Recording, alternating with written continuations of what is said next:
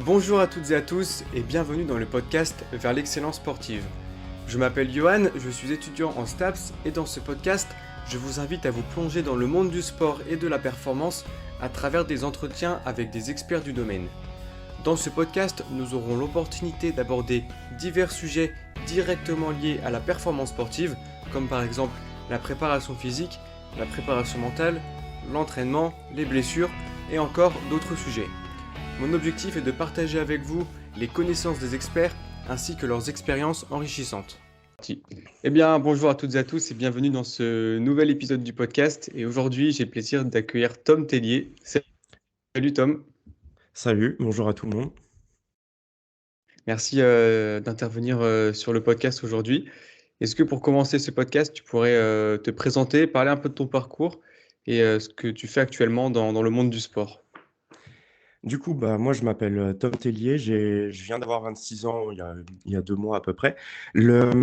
Aujourd'hui, je travaille, on va dire, entièrement à mon compte sur, l'accompagnement de plutôt orienté, sportif amateur, sur, la gestion des douleurs, des blessures, dans l'optique, en fait, de reprendre, une activité, un sport, on va dire pratiqué depuis quelques années, mais qui a malheureusement été arrêté suite, justement, on va dire, à un traumatisme, à un accident. Actuellement, j'aide plutôt, voilà, des athlètes, à reprendre, une activité et en fait, ça fait suite à, justement, à tout mon parcours qui a lieu avant, où je me suis plus ou moins, au fur et à mesure, spécialisé justement sur cette, gestion des douleurs, des blessures.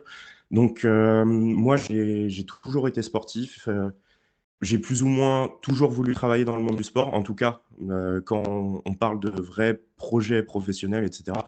Ouais, au tout début, j'étais petit, j'avais 5 ans, je voulais devenir paléontologue. J'adorais les dinosaures, je voulais bosser avec, sur, l'analyse des squelettes et cetera. Mais en vrai, dès que j'étais au collège, je savais déjà que je voulais y bosser dans le sport.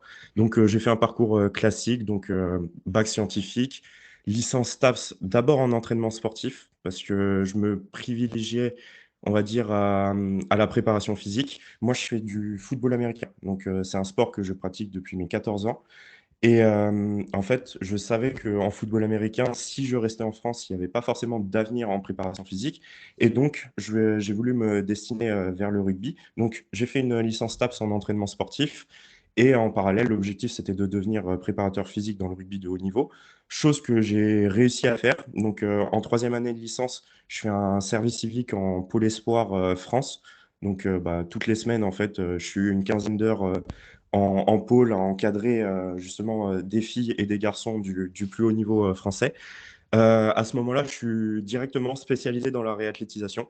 En fait, mon rôle, dans ce pôle espoir-là, c'est de prendre en charge, en fait, tous les joueurs qui sont blessés ou partiellement blessés, et qui ne peuvent pas faire, tous les entraînements, on va dire, classiques. Moi, je les prends en charge en préparation physique et en réathlétisation à côté. Donc il y avait toujours une partie, spécifique à la blessure en question et une partie, préparation physique adaptée à la blessure. Par exemple, quelqu'un qui est blessé au genou, le haut du corps, on continue de le bosser, on bossait le haut du corps. Quelqu'un qui est blessé à l'épaule, les rugbyman, ça arrivait souvent, on continuait de mettre du cardio, par exemple, sur le terrain ou des choses comme ça. Donc ça, c'est mon début justement dans la préparation physique, on va dire, à bon niveau. Suite à ça, j'ai travaillé aussi on va dire en structure, MMA, une structure MMA, sport de combat, où justement je prenais en charge la préparation physique des athlètes, je prenais aussi en charge la nutrition. Je me suis retrouvé au Stade Français pendant quelques années. J'ai fait de la D1 féminine, toujours en préparation physique rugby toujours en parallèle de mes études parce qu'en fait, j'ai fait ma licence et j'ai enchaîné sur 2 masters STAPS, qui sont faits, au fur et à mesure. J'ai fait un master, les 2 j'ai fait à Paris. Le premier c'est en physiologie de l'entraînement, optimisation de la performance et de la nutrition, un EOPS avec la dominante, nutrition et en fait, après, j'ai eu l'opportunité au cours de mon parcours de faire un master APA, physiologie des activités physiques adaptées à la santé et toujours avec la dominante, nutrition parce qu'on a nutrition santé aussi dans l'intitulé du master. Donc, heu, Au début, j'ai commencé sur de la préparation physique, pure, vraiment orientée rugby et cetera et en fait, en parallèle, dès que j'ai eu l'opportunité, en fait, de faire mon deuxième master, j'ai aussi débuté une activité à l'hôpital, comme, spécialiste de l'activité physique adaptée, comme, enseignant à part. Chose que, au final, j'ai maintenue pendant quelques années. Au départ, c'était surtout pour le stage de mon master. En fait, j'intervenais à l'hôpital, surtout auprès de patients en situation d'obésité. Et au final, j'ai augmenté mes heures, j'ai fait de plus en plus de choses dans l'hôpital et je suis resté quasiment 4 ans à l'hôpital. Depuis peu, j'ai démissionné du coup de l'hôpital, donc j'ai démissionné il y a moins de 6 mois. J'ai aussi arrêté totalement la préparation physique rugby en club pour justement, comme je le disais au départ, me consacrer seulement à mon activité indépendante que j'ai lancée vraiment en parallèle de tout ça. Donc là, ça fait quasiment 5 ans que j'ai lancé. Non, ça fait même.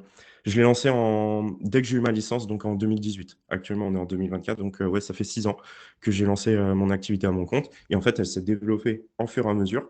Et aujourd'hui, je vis pleinement de cette activité-là. Ok, donc ça fait un parcours assez riche. Tu as parlé du double master. Je sais que des fois, moi, j'entends quelques retours sur les masters.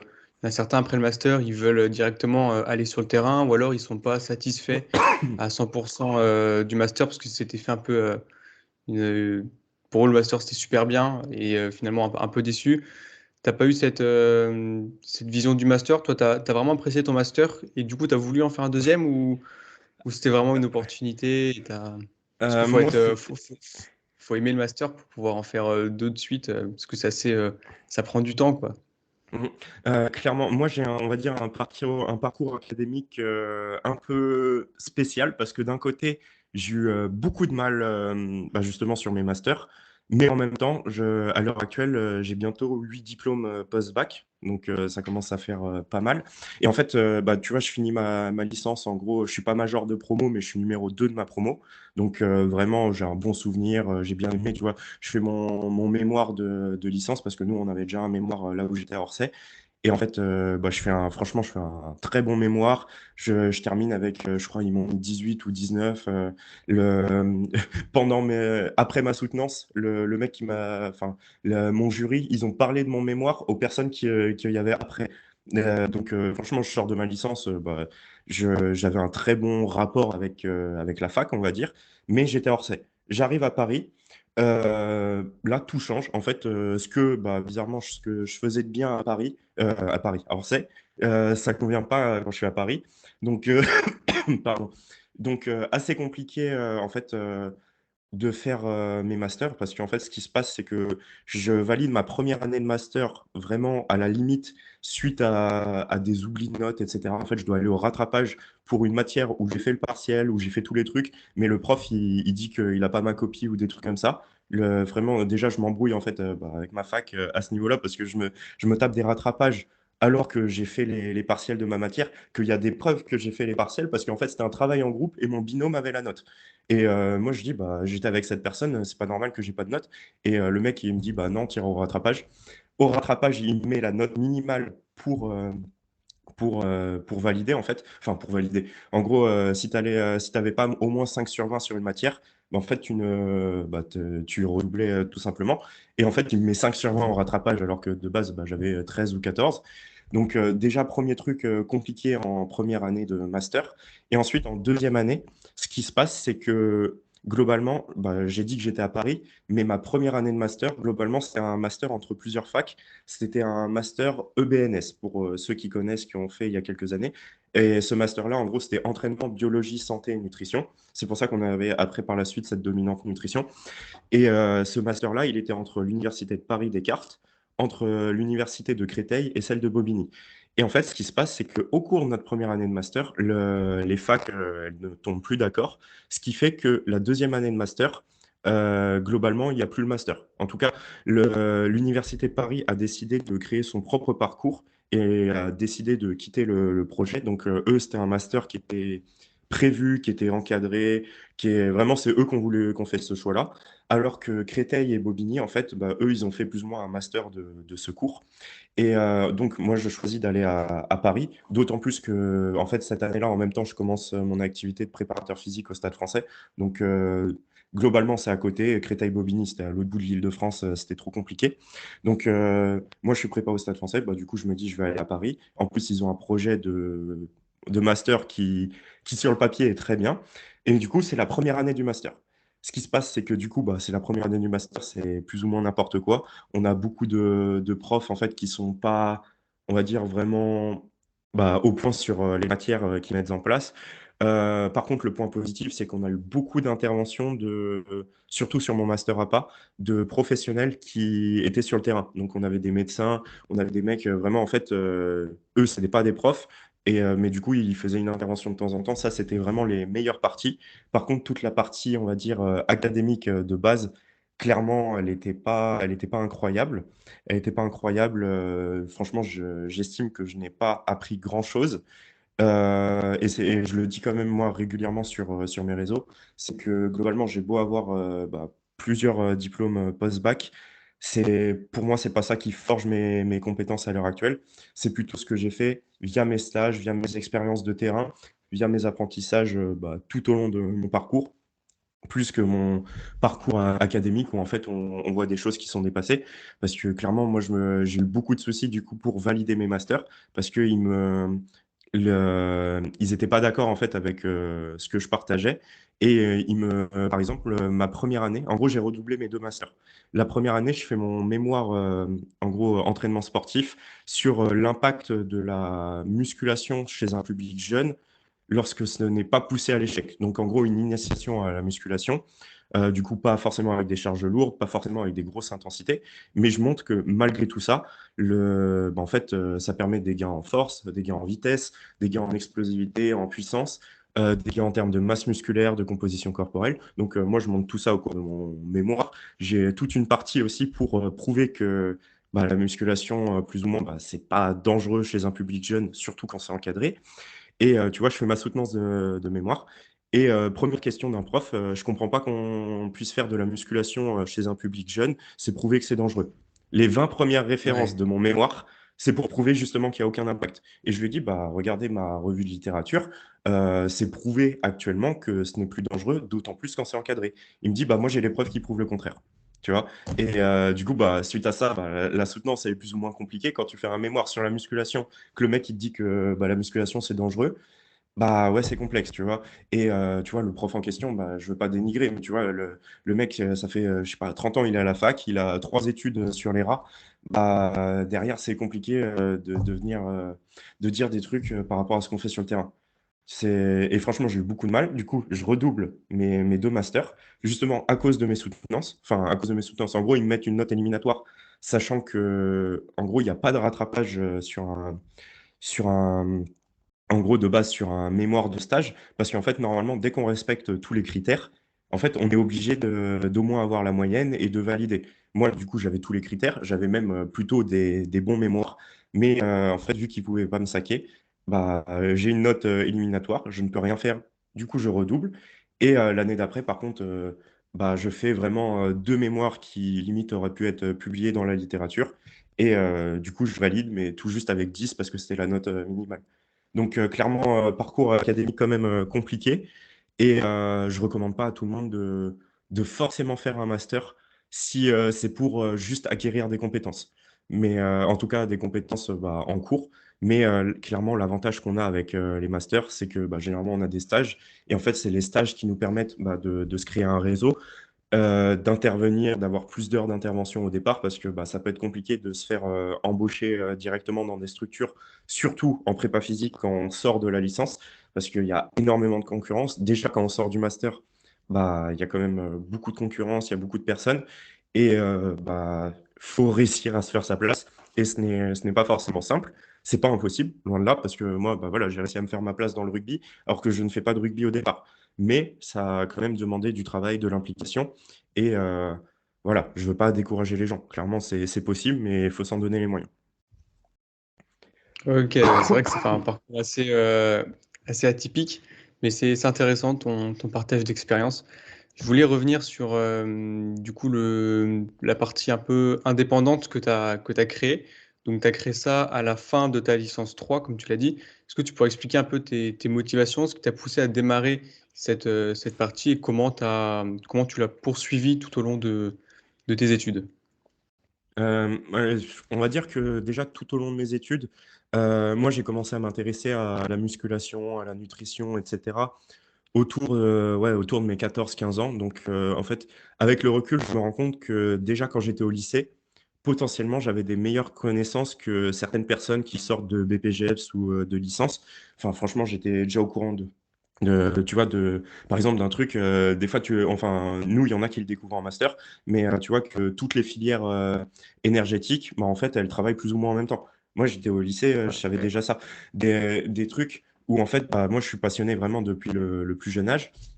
Et en fait, au fur et à mesure, bah, de ma licence déjà, enfin, en L1, en L2, et cetera, bah, j'ai plus ou moins déjà accompagné, certaines personnes. Et en fait, dès que j'ai eu plus ou moins la légalité sur ça, sachant que maintenant je sais qu'on peut le faire déjà en deuxième année STAPS avec le DUG, on peut déjà faire une demande de carte pro, et cetera.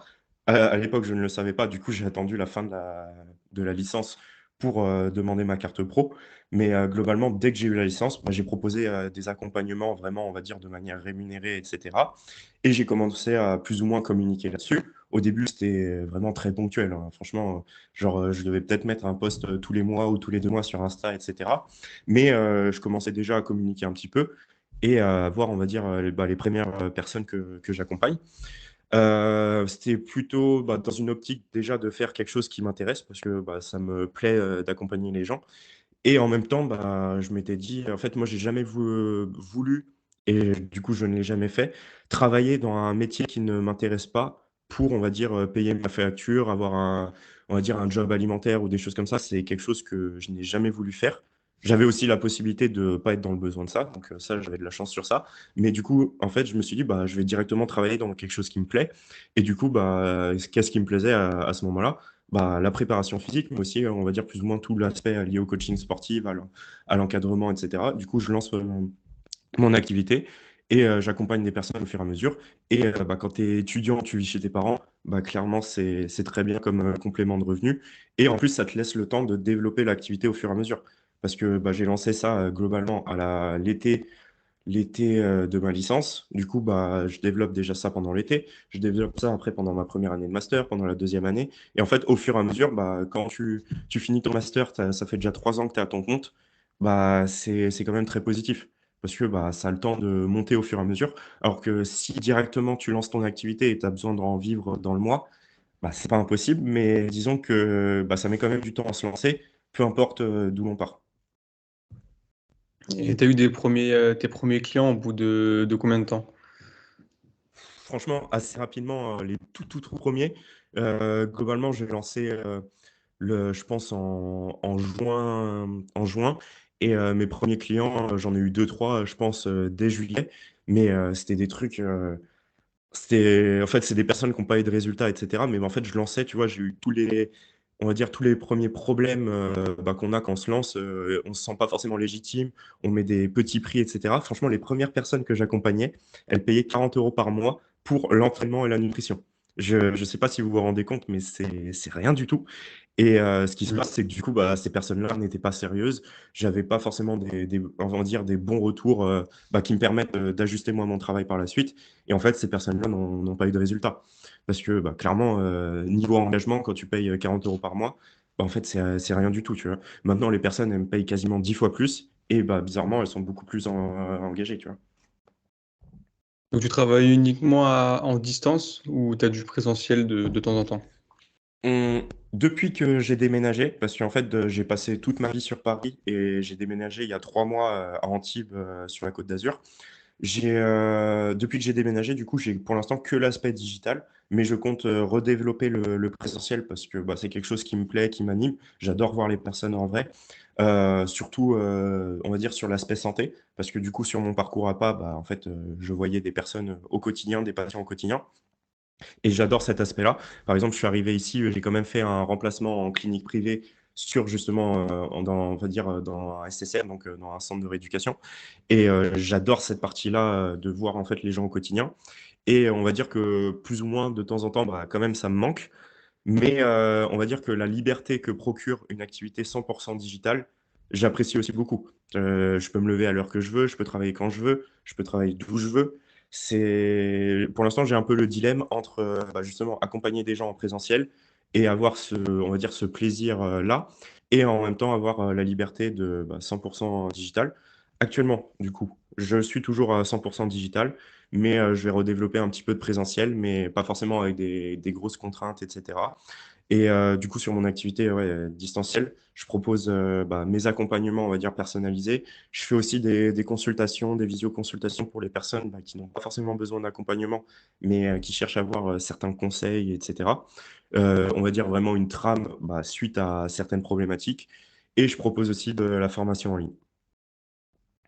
Ok. Est-ce que tu pourrais expliquer un peu ta démarche? Comment tu appréhendes un nouveau coaching quand tu as un nouveau client? Est-ce que tu mets des questionnaires en place, des tests? Est-ce que tu communiques beaucoup avec lui? Est-ce que tu pourrais expliquer un peu tout ça?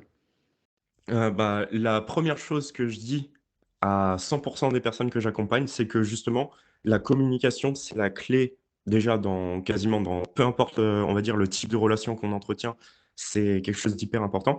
Mais dans un coaching, dans un accompagnement à distance, c'est essentiel parce que si la personne ne communique pas, en fait, on ne voit pas les choses, on n'est pas au courant de ce qui se passe et on ne peut pas aider du mieux possible la personne. Donc, clairement, l'aspect communication, il est hyper important. Et comment je procède par rapport à ça?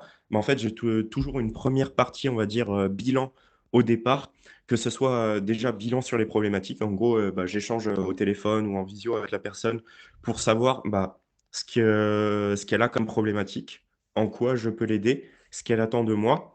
Ensuite, moi, je lui explique, les différentes manières que j'ai, de procéder et ce que je lui conseillerais de faire. Si c'est OK, on va dire qu'on démarre l'accompagnement et pour démarrer l'accompagnement, ouais, je demande toujours, des tests, on va dire, niveau mobilité, niveau amplitude articulaire, niveau force, capacité et cetera, en fonction des profils de la personne et on va dire, ouais, un questionnaire qui me permet de récolter plus ou moins les informations que j'ai eues aussi au téléphone, mais on va dire que ça permet de ne pas avoir d'oubli et en fonction de ces données-là, j'ai mon bilan de départ et je peux adapter, la suite, du suivi et après, au niveau du suivi, voilà, je délivre entre guillemets un protocole, d'entraînement, un plan, une programmation et cetera. Mais on ajuste, clairement au fur et à mesure, justement en fonction des échanges et de la communication que j'ai avec, chacun. Et tu mets en place systématiquement un suivi en nutrition? Ou alors c'est au choix, entraînement nutrition, que-entraînement ou que-nutrition justement? C'est toujours au choix. C'est toujours au choix parce que du coup, actuellement, j'ai mes 2 masters en nutrition, sauf qu'on est en France et je n'ai pas de en gros, je ne suis pas diététicien, nutritionniste et du coup, théoriquement, on n'est pas censé, accompagner des gens, sur la nutrition. C'est pour ça que je fais en fait un BTS, diététique, à distance pour justement avoir cette légalité-là en nutrition. Mais je propose toujours quand même, on va dire, des conseils nutritionnels aux personnes que j'accompagne, mais c'est pas une obligation. Il y en a qui me disent: «Je suis déjà OK avec la nutrition» et cetera. Du coup, je les laisse tranquilles. Des fois, à l'inverse, il y en a quand même qui me contactent exclusivement pour la nutrition, mais on va dire que j'adapte, en fonction des besoins de la personne. Mais quoi qu'on en dise, la peu importe l'objectif, pour moi, ça serait quand même un bon point à avoir dans la mesure où ça peut qu'améliorer, les résultats, genre, que ce soit en termes de récupération. Si on parle d'esthétique, de transformation physique, clairement, c'est essentiel, mais voilà, récupération, réathlétisation, performance, ça va aider aussi. C'est des choses clairement qui vont aider et donc si je pouvais avoir de la nutrition pour tout le monde, franchement, ça serait bien. Ouais, tu l'as dit, la nutrition, ça joue un rôle, essentiel dans la performance, tout comme dans la santé. Est-ce que tu pourrais, expliquer un peu les principes fondamentaux de la nutrition, le rôle que ça joue? Est-ce que tu pourrais conseiller, de manière assez générale pour des sportifs dans un but de performance ou d'amélioration des capacités ou qualités physiques? Ouais, sans souci. Déjà, ce qu'il faut savoir, c'est que, de toutes mes années généralement, on va dire, dans le rugby, la plupart des athlètes ne mangent pas correctement. Même s'ils pensent manger correctement, la plupart du temps, franchement, c'est pas top et surtout pour ceux qui ont même pas conscience de leur nutrition, généralement, c'est n'importe quoi. Franchement, si on fait pas une certaine, éducation nutritionnelle la plupart du temps, quand on regarde ce qu'ils mangent, les athlètes, c'est n'importe quoi. Donc clairement, il y a des choses à faire et pour moi, la priorité dépend quand même de l'objectif. Si l'objectif, c'est de la performance, Bah, pour moi, le premier objectif au niveau nutritionnel, c'est d'avoir son apport énergétique. Parce que si j'ai pas mon apport énergétique, bah, en fait, je vais être sous-alimenté et si je suis sous-alimenté, bah, globalement, je manque d'énergie pour performer et je ne peux pas, voilà, par causalité, je peux pas être performant. Donc, pour moi, la priorité numéro 1, si c'est, de la performance, bah, le but, c'est d'avoir son apport énergétique. Mais cet apport énergétique, faut pas l'avoir n'importe comment parce que justement, bah, j'en avais beaucoup. Ça mange, grec, McDo le midi, ça prend des gâteaux avant l'entraînement, ça prend des gâteaux après l'entraînement et cetera. C'est pas la fin du monde si c'est fait une fois de temps en temps. Clairement, le but au niveau de l'alimentation, c'est de pour moi, c'est de ne rien s'interdire, mais ça peut pas être, la base de l'alimentation de manger plus ou moins des aliments transformés, de la junk food. Donc, il y a une certaine qualité nutritionnelle à avoir et globalement, bah, en nutrition, il y a 3 catégories de macronutriments. Il y a les protéines, on va dire, si je simplifie, les briques, qui constituent, plus ou moins tes muscles, mais globalement tes tissus. Il y a les glucides qui vont être la principale source d'énergie du corps et il y a les lipides qui vont servir de, on va dire, de précurseurs, à toutes les réactions chimiques du corps, aux hormones et cetera et c'est nécessaire d'avoir ces 3 catégories d'aliments-là dans son alimentation et de les avoir selon certaines répartitions, selon l'objectif. Globalement, les protéines, bah, elles vont être nécessaires. Pour moi, c'est le point essentiel sur lequel, je m'ajuste beaucoup parce que, bah, pardon, quand il y a, on va dire, une alimentation pas forcément, adaptée, bah, là, dans quasiment 100 des cas, bah, les personnes ne mangent pas suffisamment de protéines. Donc, généralement, bah, je veille à augmenter les apports en protéines. Déjà, en avoir systématiquement le midi et le soir, mais généralement, bah, c'est surtout aussi sur les collations où ça prêche, donc au petit déjeuner, au goûter, si je simplifie. Donc, augmenter les apports en protéines quand ils ne sont pas suffisants, mais c'est quasiment toujours, trop bas. Par contre, des fois, j'ai le cas inverse où justement il y a, plus ou moins, des athlètes bodybuilders et eux, ils sont matrixés par la muscu et du coup, eux, il y a souvent des fois, il y a trop de protéines. C'est des rares cas, mais des fois, il y a un petit peu trop de protéines et du coup, bah, eux, on diminue un peu les apports en protéines parce que c'est des mecs, des fois, ils prennent, 3 shakers par jour, ils prennent 200 grammes de viande le midi, 200 grammes de viande le soir. Ils prennent, je sais pas, 6 œufs au petit-déj, et je sais pas, on va dire, du blanc de poulet, à 16 heures. Et eux, c'est des athlètes, bah, clairement, il y a trop de protéines. En tout cas, ça va pas être dangereux parce que ce qu'on voit au niveau des apports en protéines, c'est que tant que tu dépasses pas 3 grammes par kilo de poids du corps, donc admettons, moi je fais 100 kilos, bah, si je mange pas 300 grammes de protéines par jour, bah, j'ai pas de risque sur ma santé, sur mes reins, etc., hormis pathologie de base. Mais ça va être inutile parce qu'en fait, bah, les protéines, on va dire, ça a quand même un certain coût. C'est généralement des aliments qui sont plus chers.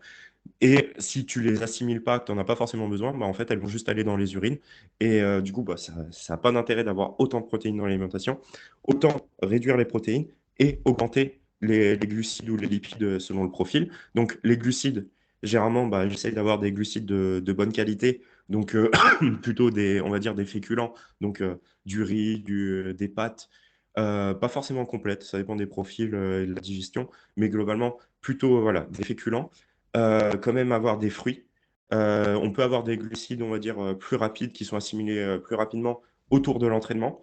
Donc ça par rapport aux glucides en fonction des apports énergétiques et toujours des lipides, pour compléter, pour avoir un système, hormonal, on va dire, fonctionnel.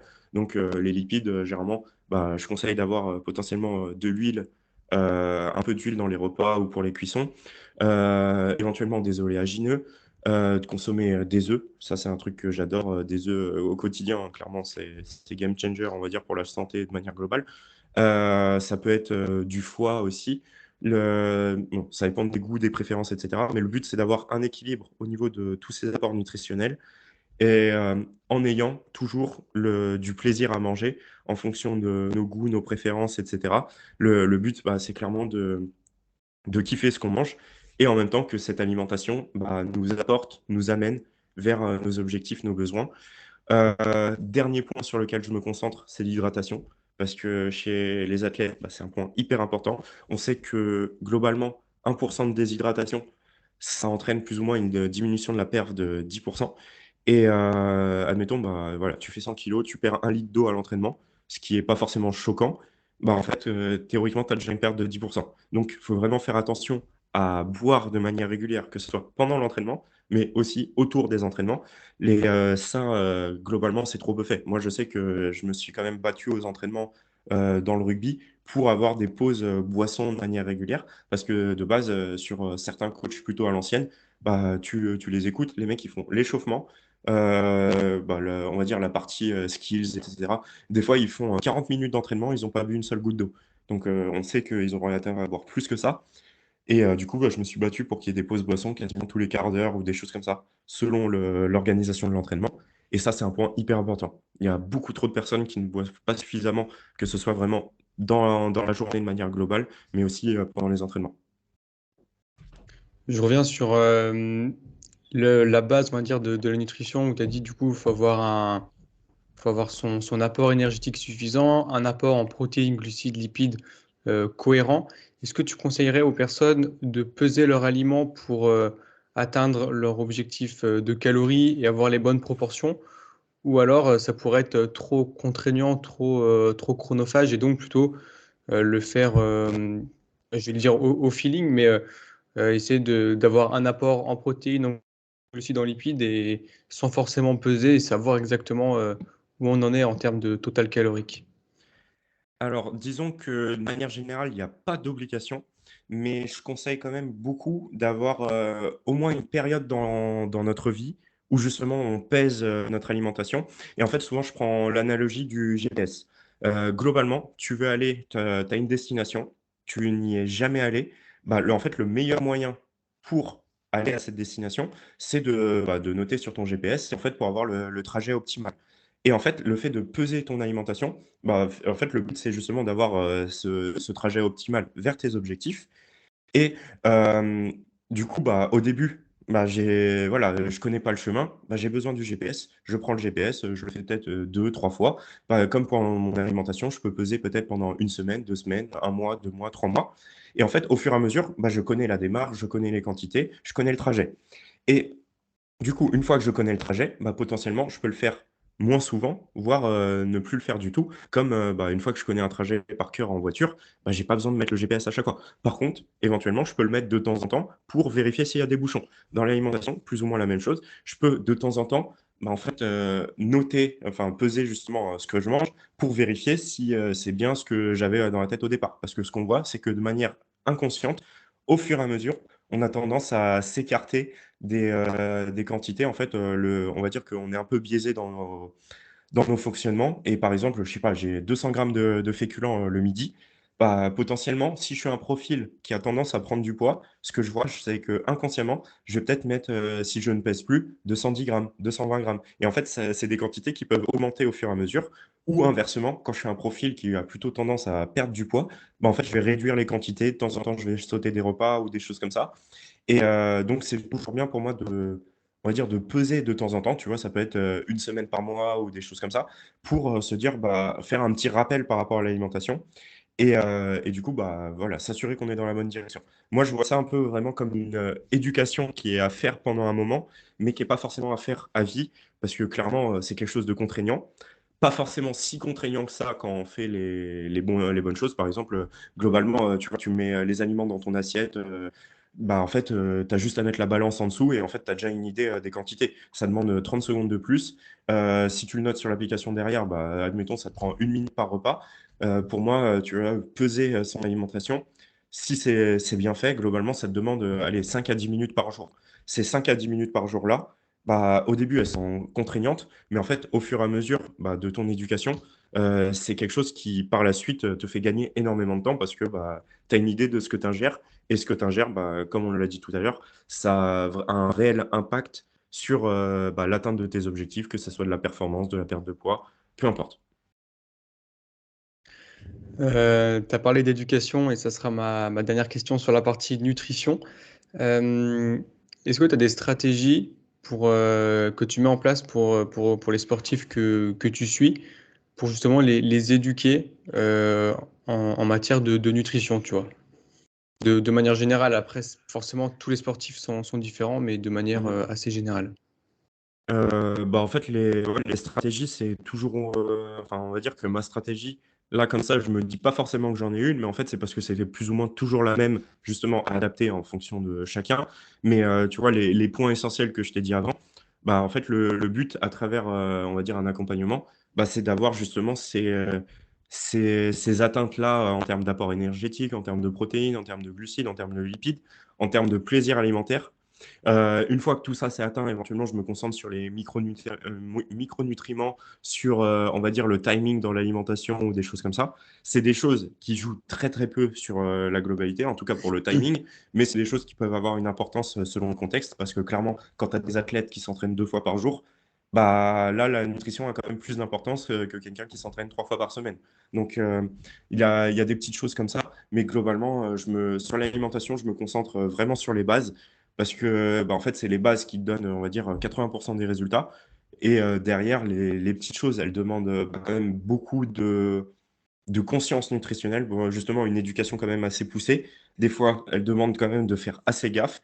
Et en fait, ça t'apporte pas forcément beaucoup plus. Ça veut pas dire qu'il faut pas le faire, etc. Mais disons qu'avec la plupart des personnes, bah, je me focalise pas forcément sur ça parce que généralement, bah, c'est pas la priorité. Et pour les personnes qui ont l'habitude de manger des produits transformés ou de la junk food, tout ça, et tu vois, leur faire un peu modifier leur comportement alimentaire. Parce que moi, par exemple, pour donner un exemple, je sais que j'ai une joueuse que j'entraîne, et des fois, entre deux entraînements, elle prend pas de collation et elle se plaint parce qu'à la fin, tu vois, où elle se dit, je vais aller acheter des bonbons, et tu te dis, c'est une sportive qui est assez, qui a quand même un bon niveau.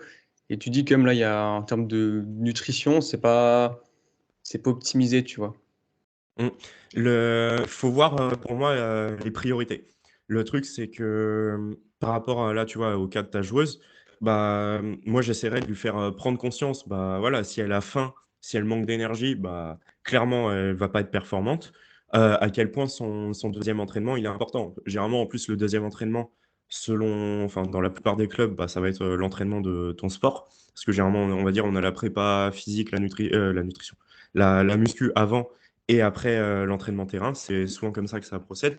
Bah, clairement, si je suis pas en forme pour le 2e entraînement, bah, ce qui se passe, c'est que, bah, le coach, il va voir que je suis pas performant et en fait, je vais pas jouer les week-ends, pendant les matchs. Donc ça a quand même un point hyper important d'être performant à l'entraînement et du coup, bah, qu'est-ce qui me rend plus performant à l'entraînement? Bah, si je vois que avoir une nutrition, on va dire, adaptée, ça me rend plus performant, bah, clairement, on va dire que la personne, elle a intérêt à prendre conscience de ça. Si elle prend pas conscience de ça, en fait, c'est que la personne, bah, elle veut pas progresser et malheureusement, on peut pas aider tout le monde. Donc le il y a des cas, bah, des fois, en fait, tu beau faire tout ce que tu veux, ça va être trop compliqué. Mais du coup, par rapport à la junk food, bah, tu vois, par exemple, ça dépend du contexte. Si la personne, elle manque d'apport énergétique, bah, des fois, ça va être plus avantageux, là, de prendre, bah, je sais pas, un paquet de gâteaux que de rien manger du tout, dans le contexte de performance à l'entraînement derrière. On va dire que sur le papier, de manière générale, c'est pas optimal, bah, de manger des gâteaux, mais vaut mieux peut-être manger des gâteaux plutôt qu'être sous-alimenté. Parce que, bah, au final, voilà, c'est pour moi, comme je l'ai dit tout à l'heure, priorité numéro 1, apport énergétique. Donc mais à choisir, bah, peut-être, après on va la sensibiliser. Ouais, mais plutôt que des gâteaux dans ton optique, bah, je sais pas, tu as peut-être intérêt à prendre, une barre énergétique, un fruit, potentiellement, je sais pas, un shaker de protéines, différentes choses en fonction du contexte et des besoins. Mais voilà, au début, peut-être on va essayer de voir, l'aspect pratique par rapport à la personne. Mais après, on va dire: «Bah, ouais, mais tu peux aller plus loin que ça». Comme, pour l'entraînement, bah, voilà, on peut s'entraîner n'importe comment au départ, bah, on aura des résultats. Bah, le but après, c'est de quand même avoir un entraînement, plus calibré. Ouais, ouais, je te rejoins là-dessus, mais c'est vrai que je pense que ça passe par la communication. C'est ce que je m'efforce un peu de faire, d'expliquer pourquoi c'est important.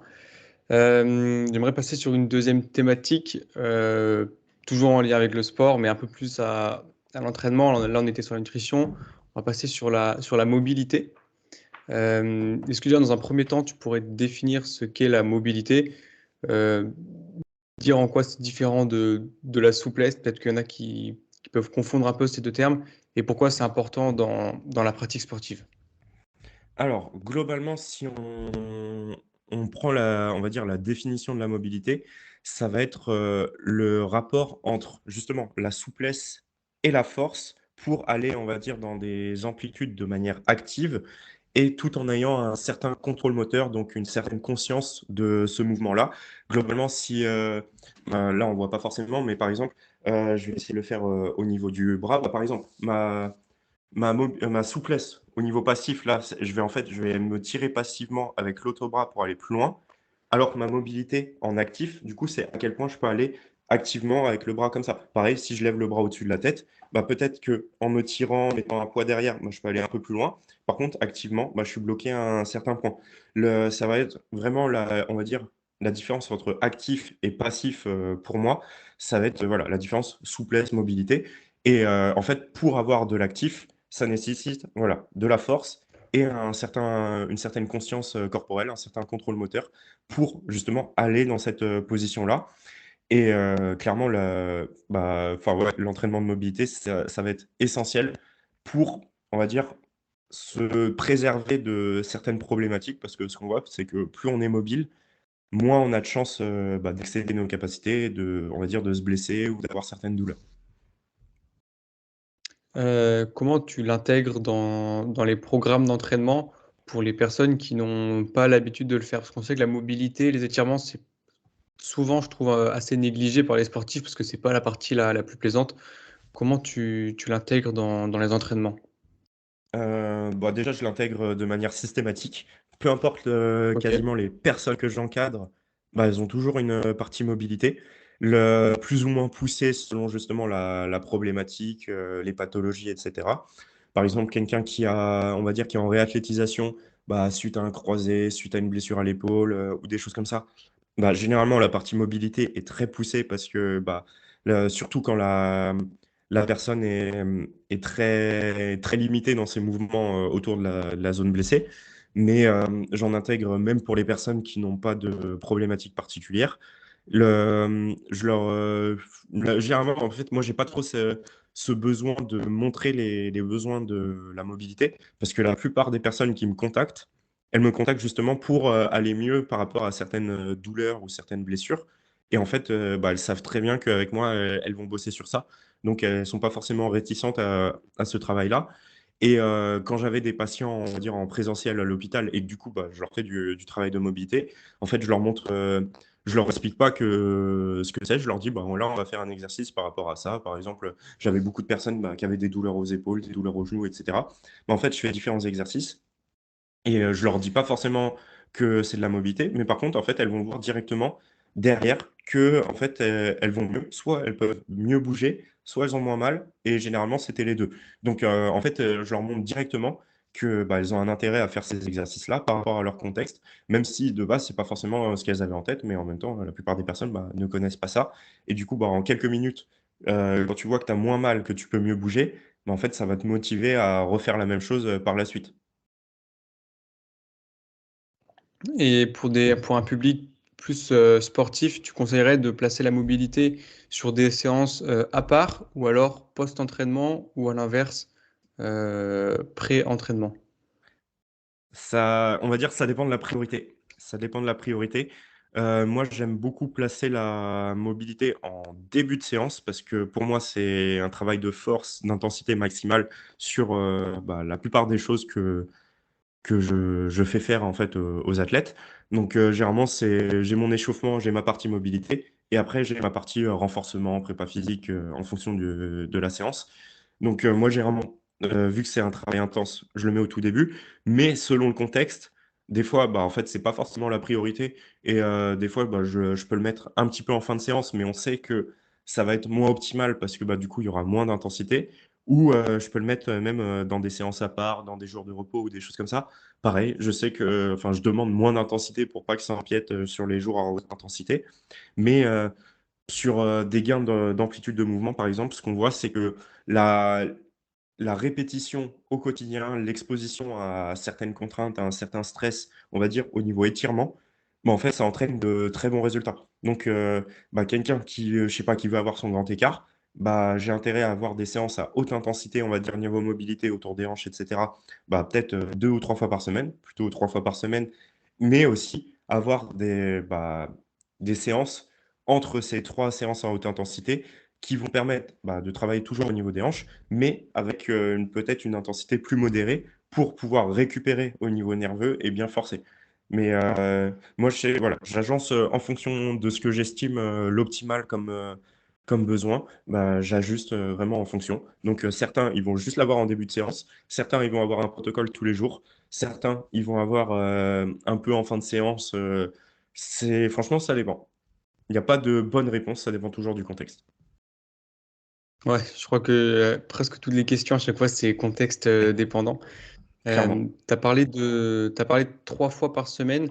Bon, je pense déjà pour des personnes qui veulent commencer la mobilité, je pense c'est peut-être mieux de commencer d'abord 1 fois, puis 2 fois, puis 3 fois par semaine et d'y aller progressivement. Je pense que tu me rejoindras là-dessus, mais tu penses que 3 fois par semaine, ça serait la fréquence optimale pour gagner en mobilité sur une zone précise? Clairement, si l'objectif, c'est enfin, on va dire que la priorité, c'est de développer une certaine zone, bah, par rapport à tout le reste, bah, clairement, Ouais. la il faut une bonne fréquence. Une fois par semaine, globalement, tu es sur de l'entretien. Si tu fais de la mobilité une fois par semaine sur, certaines zones, bah, en fait, tu vas entretenir, tes capacités au niveau de cette zone, mais c'est quasiment impossible que tu progresses, hormis si tu es, débutant et que tu as jamais fait ça avant. Clairement, si tu as jamais rien fait avant, bah, oui, déjà une fois par semaine, tu progresses. Mais on va dire, si tu as un niveau intermédiaire confirmé, bah, en fait, une fois par semaine, tu maintiens tes capacités. Donc ça peut être une bonne chose, tu vois? Admettons, je fais un programme, bah, justement, je sais pas, autour de mes hanches, je gagne beaucoup en mobilité, je le fais 3 fois par semaine pendant des mois et après j'ai atteint un niveau, je veux juste le maintenir. Bah, une séance par semaine à cette intensité me permet de maintenir mes capacités et du coup, bah, le but, c'est d'entretenir, ce que j'ai gagné au fur et à mesure avant. Par contre, du coup, si je dois développer, bah, j'ai intérêt à faire au moins 2 fois et ouais, moi je conseille plutôt 3 fois et même dans certains cas, on peut, aller à 4 fois, mais il faut que ça soit bien agencé ou comme je disais, un petit peu tous les jours, selon les modalités.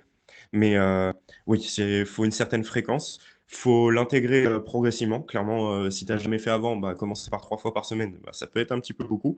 La notion de progressivité, elle est vraiment essentielle aussi, mais faut avoir conscience que voilà, une fois par semaine, bah, ça va marcher pendant peut-être, 1 mois, 2 mois au début, mais après, je vais avoir besoin de plus.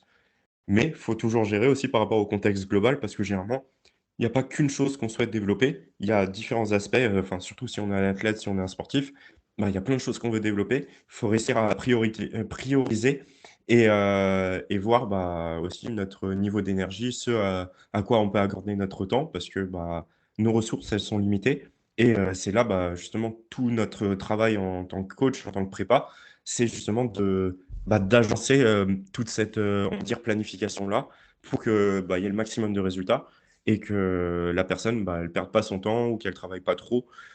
Faut vraiment trouver le juste milieu par rapport à tout ça. Ouais, donc y aller vraiment de manière progressive. À raison de combien d'exercices par séance tu conseillerais? Est-ce qu'un seul exercice, ça serait suffisant ou faudrait aller chercher 2, 3 exercices de nature différente? Je pense que ça dépend encore une fois du contexte, j'ai Que envie de te comme dire, mais d'habitude, ouais, ça va dépendre. Généralement, je mets, on va dire au moins un exercice, mais tu vois, pour ceux qui sont notion avec, qui sont familiers avec cette notion, en gros, les pace raise, bah, généralement, j'en mets un ou 2, bah, justement en fin d'échauffement. Mais déjà ça va être, un travail assez long. Ça va demander, je sais pas, selon la zone, 10-15 minutes. Déjà, ça demande quand même pas mal de temps et éventuellement après je rajoute, différentes choses, mais en fait ça dépend du besoin. Il y a certains, je vais mettre d'autres exercices parce qu'en fait ils ont pas forcément besoin de gagner en amplitude, mais ils ont besoin de gagner en contrôle justement sur les amplitudes qu'ils ont déjà. Il y en a, ils vont avoir besoin de développer de la vitesse pour aller dans ces amplitudes. C'est franchement ça dépend des personnes, mais généralement je mets, on va dire entre un et 3 exercices parce que moi, comment j'organise mes séances, il y a toute la partie aussi renforcement prépa physique qui arrive ensuite. Donc, il y a quand même déjà d'autres choses qui arrivent ensuite, bah, faut gérer la fatigue, le temps d'entraînement et on va dire que la mobilité pure, généralement, c'est pas l'entraînement le plus fun et le but, c'est quand même de garder une certaine adhérence à l'entraînement, d'où la notion de progressivité au départ, mais aussi, bah, la notion de plaisir. Si j'ai que de la mobilité, que, on va dire, l'entraînement statique, ou presque statique et que j'ai pas de dynamique, pas de vitesse, pas d'explos ou des choses comme ça, même si c'est potentiellement l'optimal sur le papier, mais en fait, bah, il y a des athlètes, ils se font chier concrètement et en fait, s'ils perdent cette adhérence à l'entraînement et bah, au final, ça va être contre-productif et le but, moi, je mets toujours, on va dire des exercices fun. Heu, Ça dépend, du goût de chacun, tu vois? Mais je sais que j'ai des athlètes, au fur et à mesure, ils me demandent du squat, ils me demandent du soulevé de terre, ils me demandent de l'haltéro, ils me demandent certains exercices parce qu'ils aiment ça et du coup, bah, je les intègre à la suite après. OK, très intéressant. Pour, co expliquer un peu de manière concrète, pour concrétiser un peu tout ce qu'on vient de dire, est-ce que tu pourrais donner un exemple, d'exercice ou de type d'exercice qu'on pourrait mettre en place pour gagner en mobilité? On peut reprendre l'exemple des hanches qu'on a vu tout à l'heure. Pour une personne qui veut gagner en mobilité de hanches, quel type d'exercice, tu pourrais mettre en place? Parce qu'il y a plusieurs, il y a différentes natures d'exercices, mais est-ce que tu pourrais en expliquer quelques-uns? Bah, on va dire déjà, faut si on part sur la hanche, faut regarder les différentes fonctions de la hanche. Globalement, notre hanche a des fonctions comme, la plupart des articulations de rotation interne, de rotation externe, mais aussi on a de la flexion. Donc, quand on lève la jambe, on a de l'extension quand on va chercher derrière. On peut avoir de l'abduction, de l'adduction quand on va chercher, on va dire, sur les côtés. Donc, c'est, bah, une articulation qui a énormément de degrés de liberté, énormément d'amplitude de mouvement possible théorique. En pratique, ce qu'on voit, c'est que, bah, c'est souvent une des articulations qui manque justement le plus de mobilité parce que surtout chez les hommes, bah, on est très raide, au niveau des hanches, on est très peu capable de bouger, au départ si on n'a pas travaillé ça. Alors que, bah, concrètement, au départ, quand on est bébé, tous les bébés peuvent faire le grand écart. Quand on grandit, le nombre de personnes, encore plus chez les hommes, qui sont capables de faire le grand écart, c'est très très rare, mais tout simplement parce que, si je simplifie, on s'est enraidi au niveau des hanches et donc comment je travaille les différents exercices que je peux avoir, au niveau mobilité autour des hanches? Bah, c'est justement des exercices sur toutes ces fonctions-là, donc rotation interne, rotation externe, abduction, adduction, flexion, extension. Ça fait 6 fonctions. Le De manière générale, ce qu'on voit aussi, c'est que la, mmh, la fonction principale des articulations, ça va être les rotations. Donc, par exemple, la priorité, moi généralement je bosse en priorité sur la rotation interne parce que ce qu'on voit, c'est que la rotation interne de hanche, bah, en fait, elle va influencer les autres, capacités autour des hanches, les autres fonctions autour des hanches et moi généralement, je me focus sur la rotation interne. Je mets aussi de la rotation, externe, pas mal, mais par exemple, je vais me focus sur ces 2 axes, de rotation-là et je vais avoir différents exercices dessus. Globalement, des exercices en fin d'amplitude de mouvement ou des exercices, dynamiques où on va chercher à lever et cetera au niveau des hanches. Je me base beaucoup sur la position 90-90 donc bah, je pense qu'il y en a beaucoup qui écoutent le podcast, qui doivent connaître, cette position-là. Si vous connaissez pas, bah, franchement regardez parce qu'à imager, ça va être compliqué mais globalement on a une jambe à 90° devant, une jambe à 90° derrière et en fait, en fonction des choses qu'on va faire, bah, soit on va bosser la rotation interne de la jambe qui est derrière, soit la rotation externe de la jambe qui est devant.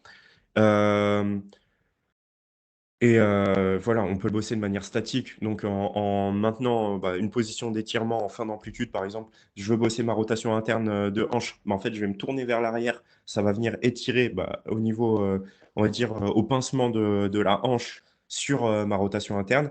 Déjà tenir cette position, bah, je vais le bosser de manière passive, mais je peux rajouter des contractions isométriques, donc en cherchant à faire des mouvements de rotation autour de la hanche, donc soit pivoter vers le sol, soit, en fait, chercher à lever le pied.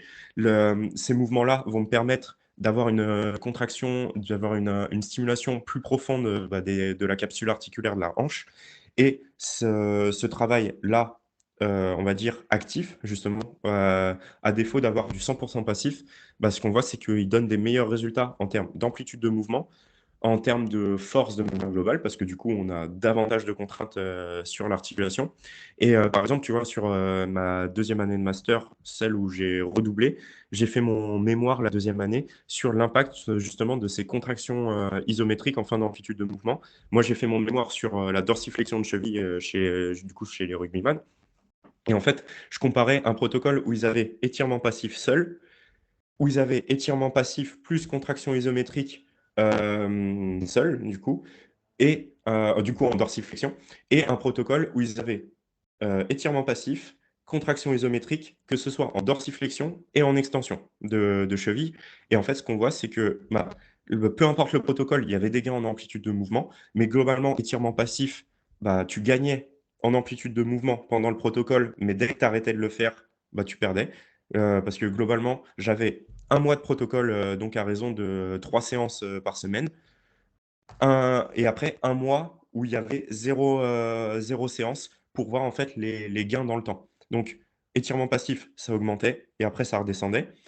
Étirement passif plus contraction isométrique en dorsiflexion, ce qu'on voyait, c'est que ça augmentait légèrement plus que étirement passif seul et après ça redescendait beaucoup moins, d'accord? Après un mois sans rien faire, vu que j'ai eu mes contractions isométriques, j'avais des pertes en amplitude de mouvement, mais moindres que si j'avais eu que du passif et quand je rajoutais à ça les contractions isométriques sur, de la l'extension de cheville, les gains, ils étaient encore meilleurs, du coup sur le mois de protocole et les pertes elles étaient plus faibles. Donc globalement, plus tu fais, plus tu mets de l'actif, plus tu progresses et moins tu régresses, même quand tu ne fais pas. Et tu conseillerais quand même d'inclure du passif aussi? Le passif est essentiel pour gagner en amplitude de mouvement. Parce qu'en fait, si j'ai pas mon on va dire mon temps d'étirement et du coup, l'inhibition du réflexe myotatique, bah, en fait, je peux pas aller chercher ma fin d'amplitude et si je ne vais pas chercher ma fin d'amplitude, bah, en fait, je n'ai pas la stimulation adéquate. Donc c'est essentiel d'avoir, cette notion de passif si je veux améliorer mon amplitude de mouvement. Si je veux seulement gagner en contrôle moteur, en force et cetera, je suis pas obligé d'avoir, du coup, cet étirement, long, on va dire. Donc, finalement, les étirements, parce que du coup, le passif, on sera plus sur des étirements. Mmh. Les étirements pourraient être une première étape, un prérequis du coup pour travailler la mobilité et avoir une bonne mobilité articulaire. Oui, ils sont un Ou pas prérequis. nécessaire. Si, si, c'est un prérequis. En fait, dans tous les cas, en fait, les 2 se combinent pour moi. Donc, tu vas avoir ta partie étirement, mais tu vas avoir ta partie, contraction et ça, peu importe, le niveau. Parce que là, autant je l'ai fait avec, bah, les futurs pros, du Stade Français, mais j'ai aussi, ces contractions isométriques avec, des mamies de 80 ans qui étaient en chimiothérapie et cetera. Donc on peut le faire pour tout le monde. Par contre, il faut juste, adapter, on va dire, le discours, comment on le présente et aussi, l'intensité, par rapport, bah, toujours au contexte, à la personne. Donc pour les étirements, de manière générale, si on veut gagner en souplesse, qu'est-ce que tu conseillerais en matière de protocole, de façon de faire? Des étirements plutôt longs, après long, ça veut tout et rien dire, mais plus qu'une minute, moins d'une minute, plusieurs séries peut-être, plusieurs fois par semaine. On entend un peu tout Alors, sur les étirements, j'aimerais bien avoir ton avis là-dessus. moi, je conseillerais, bah, du coup, sur cette partie, on va dire, étirement passif plus, contraction isométrique derrière, je recommande généralement au moins 2 minutes d'étirement et on peut aller jusqu'à 3, 4, 5 minutes. Je considère que c'est pas forcément nécessaire d'aller plus longtemps. En tout cas, le ratio temps-bénéfice, bah, il décroît au fur et à mesure des 2 minutes. Donc, on passe plus de temps, mais on n'a pas forcément beaucoup plus de résultats. Donc au moins 2 minutes pour moi dans la position et après je fais mes contractions, isométriques. Mais je peux rajouter à côté de ça, bah, justement des étirements passifs parce que clairement quand même la fréquence est la clé, je vais pas le cacher. Bah, quelqu'un qui s'étire tous les jours, même si c'est que du passif, bah, généralement ils ont des très bons résultats. On a juste à voir les contorsionnistes, même, les gymnastes et cetera. Bah, en fait, ils passent des limite des heures à s'étirer tous les jours et bizarrement, bah, c'est des personnes qui sont hyper me souples surtout, pas forcément toujours hyper mobiles, mais généralement liées à leur activité derrière, ils vont quand même avoir un très bon degré de mobilité et on va dire que il faut pour moi, si on veut progresser en amplitude, faut maintenir des positions d'étirement longuement et plus je le fais, mieux ce sera. Donc de temps en temps avec de l'actif, de temps en temps juste avec du passif.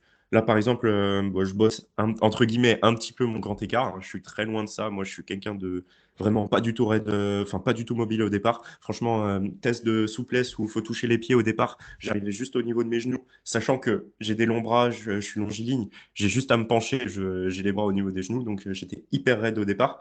Au niveau des hanches, c'est catastrophique. Mais par exemple, un truc que je fais pour progresser, c'est que globalement, dans ma routine matinale, en fait, tous les matins, je vais passer 3 minutes en étirement autour des hanches. Sans forcément mettre de l'actif, etc. Je commence tranquillement ma journée, mais juste, bah, je m'habitue à cette position. Et là, ça fait bah, plus ou moins 3 semaines que je fais ça. Bah, je vois déjà que j'ai gagné une vingtaine de centimètres pour descendre. Juste, bah, en fait, en faisant ça de manière quotidienne, pas forcément à haute intensité et clairement, juste avec cet étirement passif, mais avec une fréquence, quotidienne. Quand tu parles de 3 minutes, c'est du coup une série de 2-3 minutes non-stop ou Ouais. c'est 2-3 fois une minute? Ok, Non, et une ça, seule série de ça, 3 minutes. ok.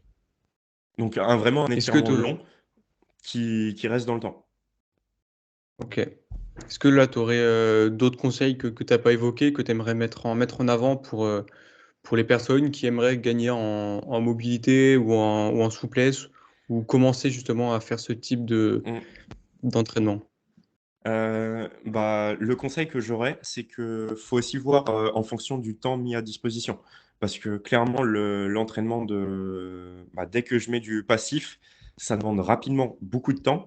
Et en termes de temps bénéfice, c'est pas forcément le plus avantageux selon d'où je pars. Là, dernièrement, je partageais en fait un programme de renforcement musculaire. Globalement, s'il est bien agencé avec des exercices, on va dire, effectués en amplitude complète qui vont venir justement, on va dire, étirer, en fait, j'ai des résultats similaires en termes d'amplitude de mouvement comparé à un programme d'étirement. Donc, bon, les études qui ont fait ça, clairement, le protocole d'étirement, il n'est pas parfait, le protocole de renforcement, il n'est pas parfait, mais globalement, le discours, il est bon, c'est que si j'ai peu de temps à consacrer, on va dire, à ma préparation physique, à mon entraînement, vaut mieux faire on va dire, de la musculation, du renforcement musculaire, en faisant des exercices qui en même temps vont challenger ma mobilité. Par exemple, je peux prendre du soulevé de terre, jambes tendues, du Jefferson curl, mais je peux prendre des fentes où vraiment je vais aller chercher loin devant, je vais garder les pieds bien écartés ou des choses comme ça. C'est des choses en fait qui vont me permettre de progresser au niveau souplesse de hanche, d'ischio, etc. Donc là, si je prends pour le bas du corps, ça peut être des pull-overs où je vais aller chercher loin derrière pour l'amplitude au niveau des épaules, des dips. C'est des exercices qui vont déjà me faire très bien progresser sans forcément me demander plus de temps à côté. Et en plus de ça, j'aurai tous les avantages au niveau force, au niveau explosivité, au niveau masse musculaire que je n'ai pas si je fais que des étirements. Donc moi, un point qu'on n'a pas évoqué, ça serait de voir en priorité aussi par rapport au contexte. Clairement, la plupart des personnes, c'est aussi pour ça que je mets un peu de mobilité au début de séance, mais que je mets beaucoup de renforcement musculaire, on va dire, global derrière. C'est parce que je sais que même ce renforcement-là, il va faire gagner en amplitude de mouvement. Et par exemple, j'ai travaillé, des fois, j'aime bien travailler par exemple, ma rotation externe de hanche ou ma rotation interne de hanche avant de faire des squats. Parce que je sais que du coup, les squats, après, je demande à la personne de descendre le plus bas possible. Je vais continuer de travailler sur un peu la souplesse de hanche, la mobilité des hanches, si la personne, elle manque de ça au départ. Clairement, quelqu'un qui a d'énormes niveaux de mobilité, c'est pas un squat qui va faire bosser au niveau des hanches. Mais comme c'est le cas la plupart du temps, j'ai des personnes qui sont quand même limitées et rien qu'un squat, ça va faire bosser au niveau des hanches. C'est intéressant que tu parles du renforcement musculaire qui fait aussi gagner en mobilité, en amplitude articulaire. Est-ce que c'est pas un peu en contradiction avec le fait que la muscu rigidifie et que du coup on est moins souple, on est un peu plus raide? Est-ce que c'est deux opposés ou alors ça peut quand même être en lien? Je sais pas si tu vois ce que je veux dire. Ouais, je vois totalement ce que tu veux dire. En fait, déjà, ça dépend comment l'entraînement est agencé. C'est sûr que si on s'entraîne comme beaucoup de mecs, on va dire en bodybuilding, qui font des amplitudes partielles, tu vois les mecs sur leur développé couché, ils touchent même pas les pecs, ils tendent pas forcément les bras à fond. Pareil sur des squats, ils descendent pas en dessous de 90 degrés ou des choses comme ça. Mais en fait, le truc, c'est que si tu ne stimules pas tes amplitudes complètes, tu perds tes amplitudes complètes au fur et à mesure. Tout à l'heure, j'ai pris l'exemple du bébé qui est, quand on est enfant, enfin, quand on est bébé, on peut tous faire le grand écart. Si on continuait de faire le grand écart on va dire, du moment où on est né jusqu'à nos 20 ans, nos 60 ans, etc., en fait, toute notre vie, on serait capable de faire le grand écart. Mais en fait, on ne le fait pas, et c'est pour ça qu'on perd en amplitude de mouvement au fur et à mesure. Si on le stimule, il n'y a pas de raison qu'on le perd. Et en fait, par rapport au bodybuilder, enfin, on va dire l'entraînement classique en musculation, en fait, je ne stimule pas certaines amplitudes de mouvement, du coup, c'est pour ça que ça diminue au fur et à mesure. Par contre, si j'ai des amplitudes de mouvement complètes, etc., ce qu'on voit, c'est que au minimum, je me maintiens, mais si j'avais des manques, en fait, je vais même progresser au fur et à mesure. Sauf dans le cas, on va dire, où c'est poussé à l'extrême, justement, sur les bodybuilders, où il y a tellement de masse musculaire que éventuellement, ça peut, en fait, au niveau structurel, ça va bloquer pour certains mouvements. Et encore, ça dépend des zones. Effectivement, au niveau des épaules derrière, ouais, si je veux accrocher mes mains dans mon dos, etc., si j'ai trop de biceps, etc., en fait, je vais être limité sur ma flexion de bras. Mais Sur, certaines zones, ça change pas.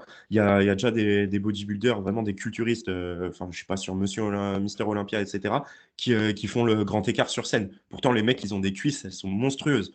Mais, ça c'est pas forcément contradictoire selon l'entraînement que j'ai à côté, sauf dans le cas de certains muscles, on va dire, où, structurellement, bah, en fait, c'est pas possible. Et en vrai, le seul, exemple que j'ai en tête, c'est potentiellement le biceps, bah, clairement parce qu'on peut pas le compresser à l'infini et éventuellement peut-être des choses au niveau du dos et encore, j'ai un doute là-dessus. Je voulais juste revenir aussi sur le fait d'aller chercher des grandes amplitudes. Tu parlais des dips tout à l'heure. Je pense que c'est Mmh. important aussi de mettre en avant que les amplitudes maximales, il faut aller les chercher très progressivement parce que si on commence directement avec alors au poids de corps pour les dips, mais si on rajoute du poids rapidement et qu'on descend et que les articulations sont pas forcément prêtes, on peut peut-être potentiellement à terme déclencher des blessures. Je sais pas ce que tu en penses. Ouais, progressivity is key. Clairement, si on n'y va pas progressivement, bah, en fait, notre corps, il est pas préparé à ça. Moi, souvent, l'analogie que je prends, c'est, bah, tu apprends à conduire, sur la voiture de l'auto-école et cetera.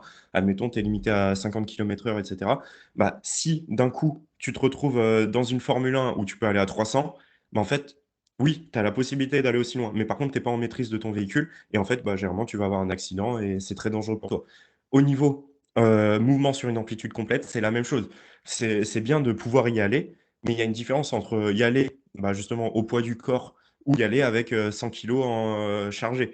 On n'a pas la même force sur tous les degrés d'amplitude et pour ça, bah, clairement, faut y aller progressivement. Donc, au début, bah, peut-être je commence au poids du corps, voire sur certains profils, je me déleste même, si on prend l'exemple de dips et au fur et à mesure, je vais augmenter la charge, je vais augmenter l'intensité mais voilà, c'est comme pour le reste, tu vois? Tu as jamais fait de squat, bah, peut-être, tu vas pas commencer en mettant 5 kilos sur le dos. Ça paraît déraisonnable parce que, bah, c'est un mouvement de musculation, mais sur l'amplitude de mouvement, c'est le même principe. Je vais pas commencer en mettant trop lourd directement. Il faut toujours y aller progressivement parce que, bah, sinon, bah, le corps, il va vite te rappeler à l'ordre. Voilà, la notion de progressivité est toujours essentielle. J'ai une question qui va sortir un peu de la mobilité, comme ça a conclu un peu cette partie. Selon toi, qu'est-ce qu'un bon coach? De manière générale, mais dans le champ sportif. Hem, Bah, pour moi, ça rejoint on va dire des choses qu'on a déjà dit. C'est, globalement pour moi un bon coach, c'est quelqu'un qui est à l'écoute, donc, où on a toute cette dominante, communication. Quelqu'un qui va être capable d'adapter, bah, en fonction du contexte. Justement, toutes les questions quasiment que tu as posées depuis le début, à chaque fois, en vrai, la meilleure réponse, c'est «ça dépend» parce que, bah, ça dépend toujours, justement du contexte et donc, bah, faut juste, en tant que coach, il faut être capable de s'adapter. Si je propose la même chose à tout le monde sans adapter, bah, il y en a peut-être pour, qui ça va très bien fonctionner, mais il y en aura aussi beaucoup pour qui ça ne va pas fonctionner. Donc, il faut être capable d'adapter et faut avoir cette notion de progressivité. Pareil, si je challenge trop la personne, que j'y vais trop fort, bah, en fait, peu importe qui on est, bah, ça va péter. Donc, en fait, on en revient plus ou moins à ce qu'on a dit: écoute, communication, adaptabilité, progressivité. Donc ça, bon, c'est dans l'attitude, du coach. Après, il y a quand même, bah, toute cette notion de compétence.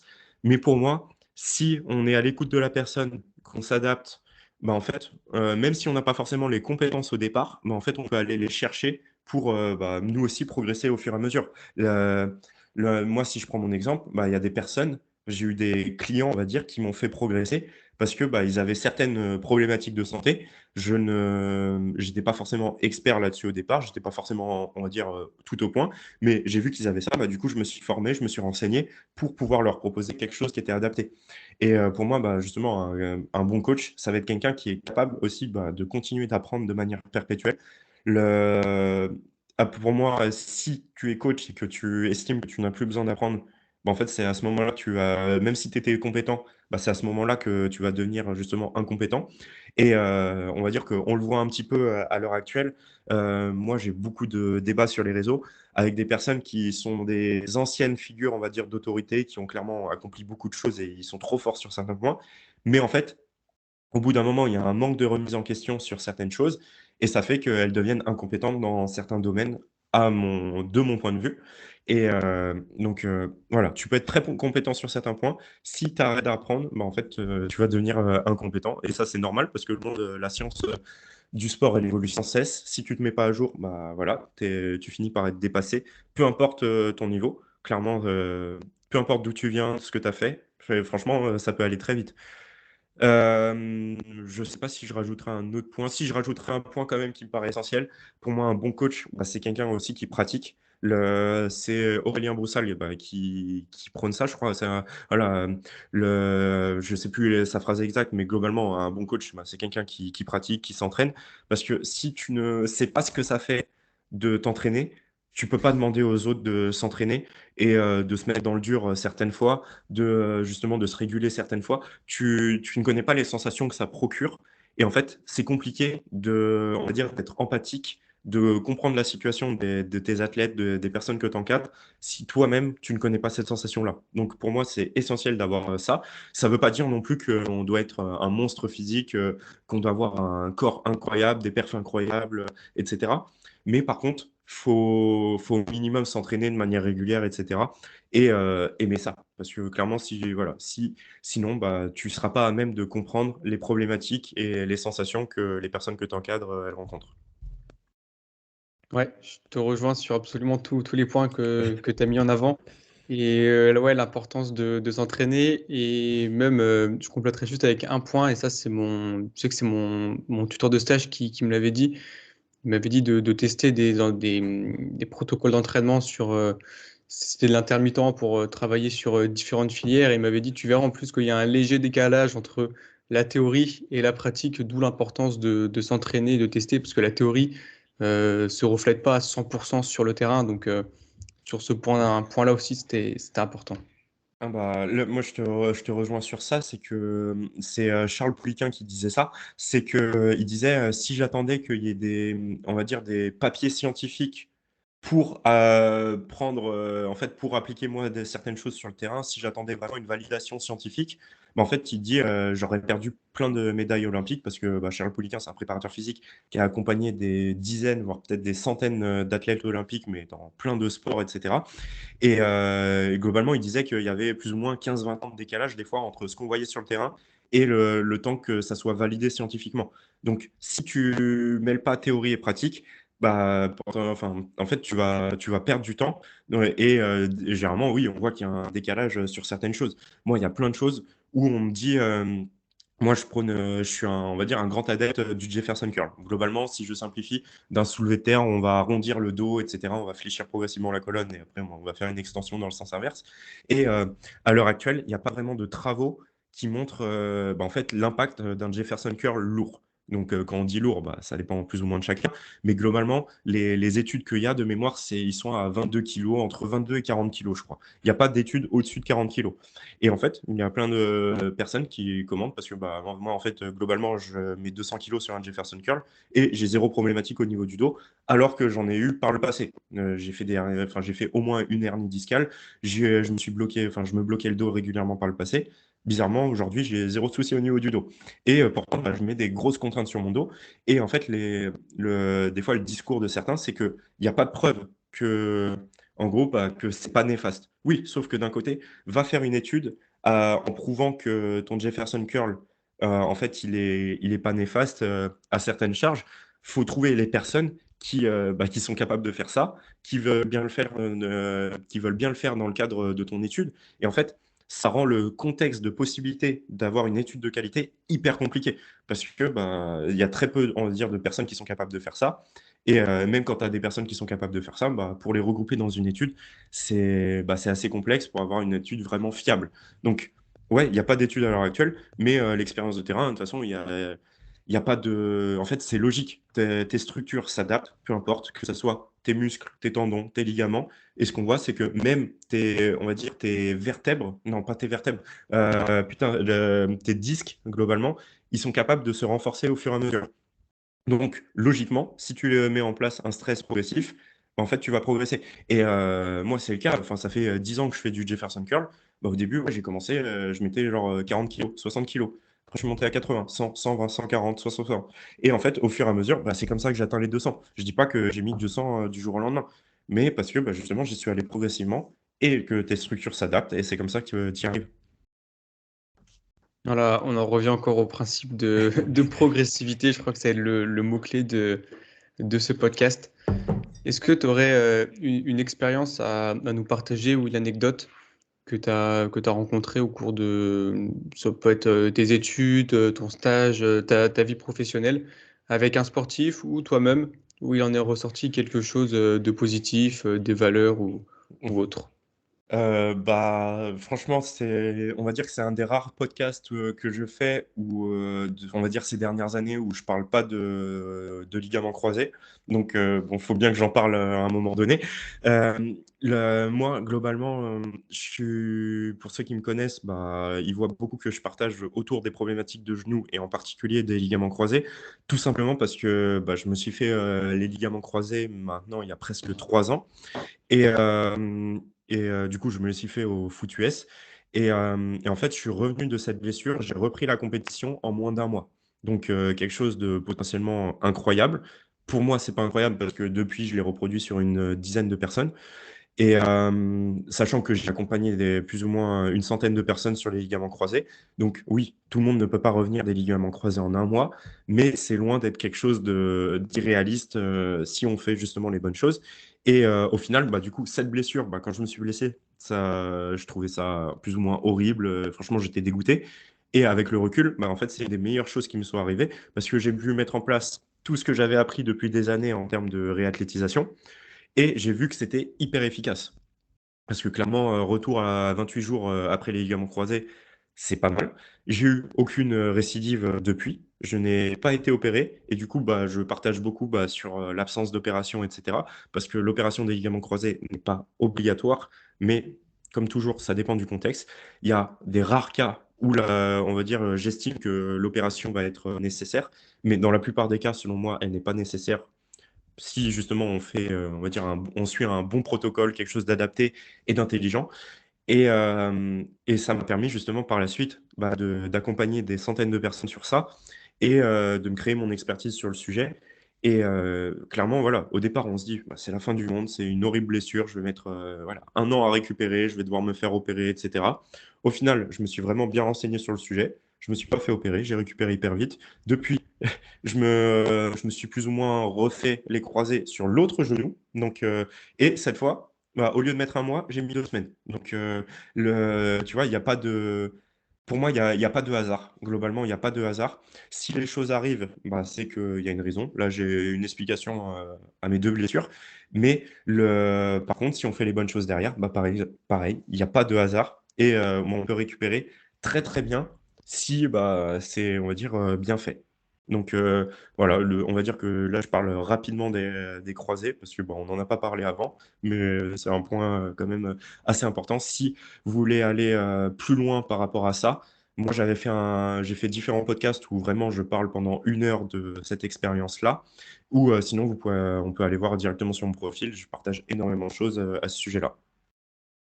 Juste pour revenir sur les croisés, parce qu'il y a, différentes gravités d'entorse au niveau du genou. Parce que du coup, 2 semaines, un mois, c'est super court. En général, quand on se dit on s'est pété les croisés, en général, bon, c'est la gravité la plus haute.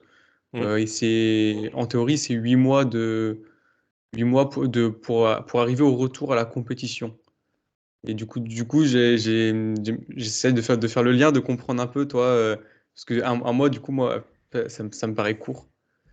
C'est très, très court par rapport à ce qu'on a l'habitude de voir justement, mais en plus je me suis renseigné, il y a Wayne Rooney en foot de mémoire, il avait fait, la même chose. En gros, il s'était fait les croisés et en fait, 1 mois après, il avait repris pour faire, sa fin de saison, je sais plus si c'est à Manchester ou pas, mais en gros, il avait fait, sa fin de saison, sans ligament croisé et il avait repris au bout d'un mois.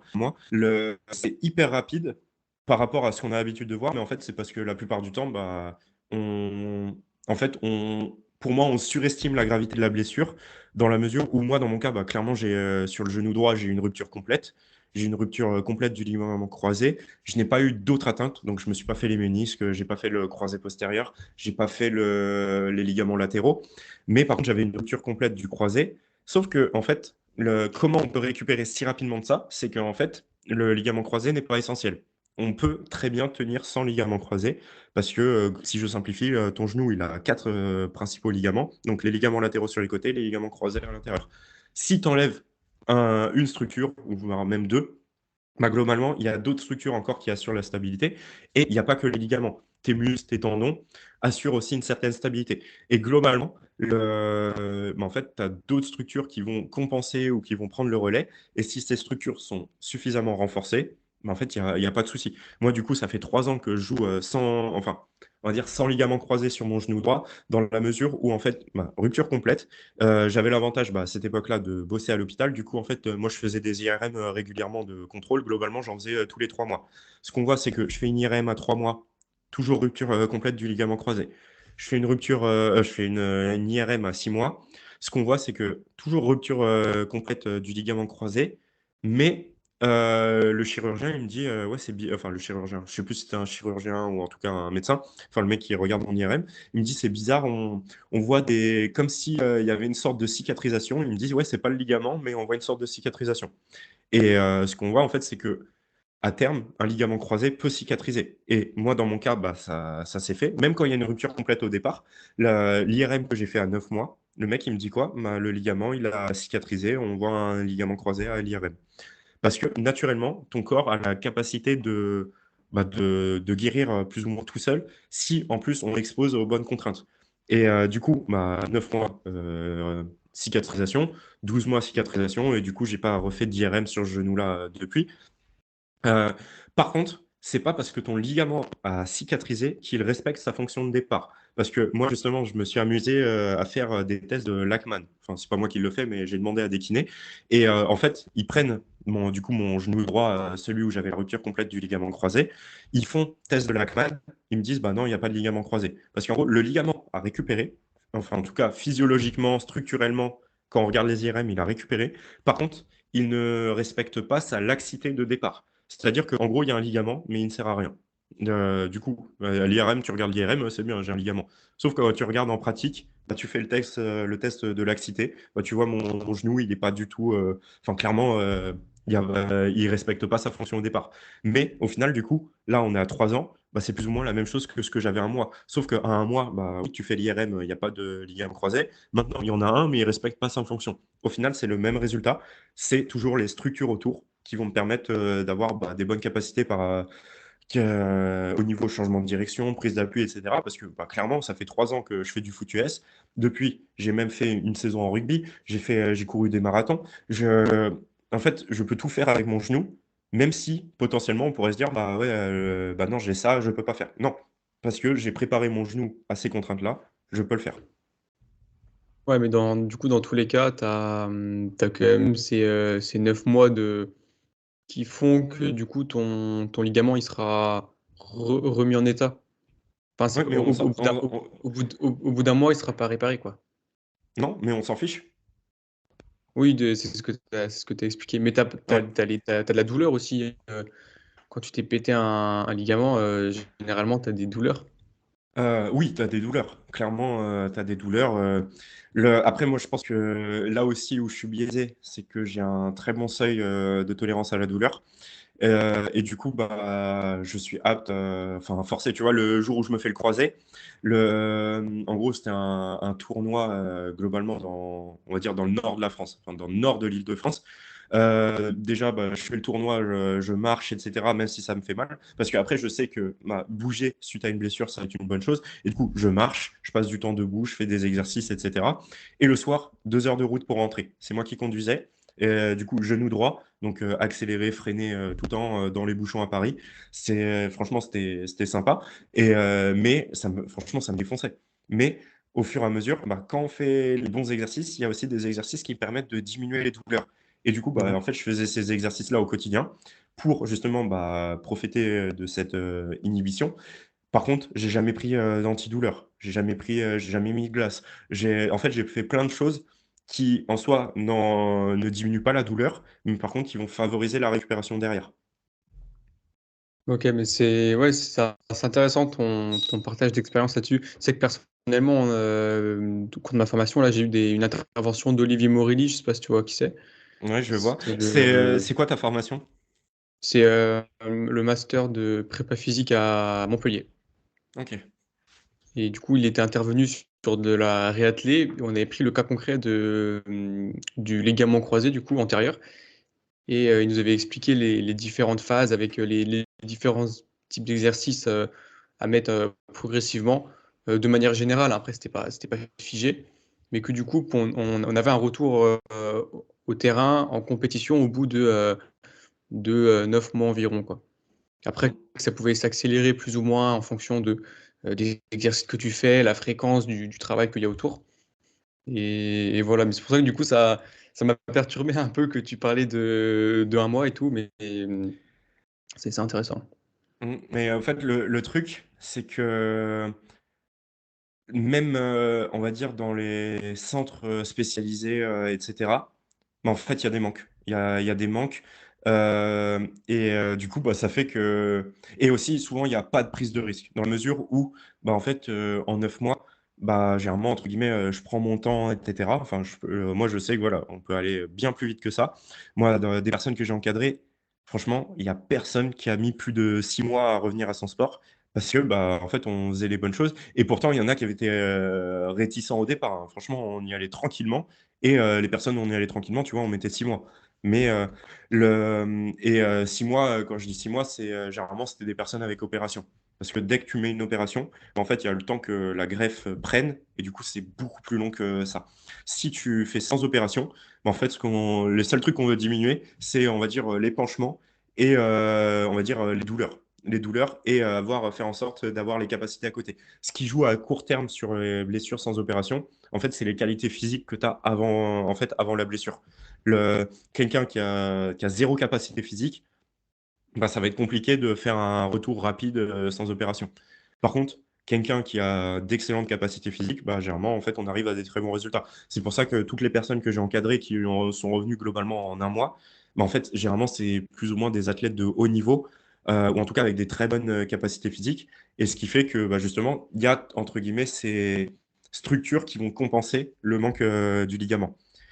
Un truc aussi qu'on n'a pas dit, c'est que, enfin, même quand il y a opération, globalement, il y a un croisé sur 2 qui pète dans les 3 ans, suite à opération. Et pourquoi ils pètent? Tout simplement parce qu'en fait, bah, les rééducations, sont pas bonnes. Si elles étaient bonnes, bah, en fait, il y aurait pas de récidive parce qu'en fait, le corps aurait les structures, aurait la capacité pour, subvenir aux contraintes, bah, de l'activité. Alors que la plupart du temps, bah, ce qu'on fait sur, on va dire un protocole classique, c'est que voilà, on met un peu de renforcement, on reprend la course, et cetera.